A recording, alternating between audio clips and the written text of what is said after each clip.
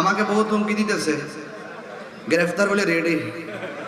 আমি বলছি আমার নিয়ে জেলখানাটা বইরা লাভ নেই, বরং আমার নিয়ে যে জেলের মধ্যে রাখবেন ওই জায়গার মধ্যে একটা দুর্নীতিবাজরা রাখলে ভালো হবে, ওই জায়গার মধ্যে একটা নাস্তিকরে রাখলে ভালো হবে, ওই জায়গাতে একটা কাদিয়ানিরে রাখলে ভালো হবে, ওই জায়গাতে একটা লুটতরাজরে রাখলে ভালো হবে।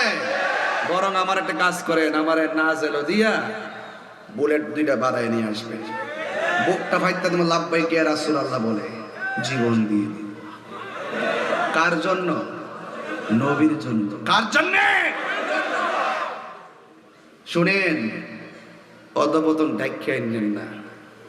এবার বাংলাদেশে আমার হুজুর আল্লামা কাজী মঈনুদ্দিন আশরাফী হুজুর কেবলা মাদ্দাজিল্লাহ আলাইহি হুজুর বলেছেন যে আমরা আদর্শিক রাজনীতি করি, আমরা ওই আদর্শ বুকে লালন করি যে আদর্শের মাঝে মারামারি নাই, কাটাকাটি নাই, বোমাবাজি নাই, সন্ত্রাসী নাই, বাটফারি নাই, টাউটারি নাই।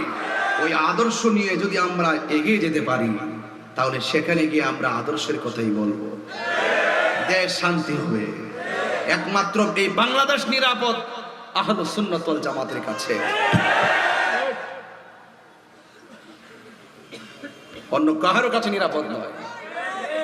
নীল নদের পানি যেমন নীল না, অন্যান্যদের মুখের সুন্দর ইসলামের কথাও ইসলাম না। এরা কারবালার মুনাফিক মুসলমান, কথা বলেন ঠিক কিনা?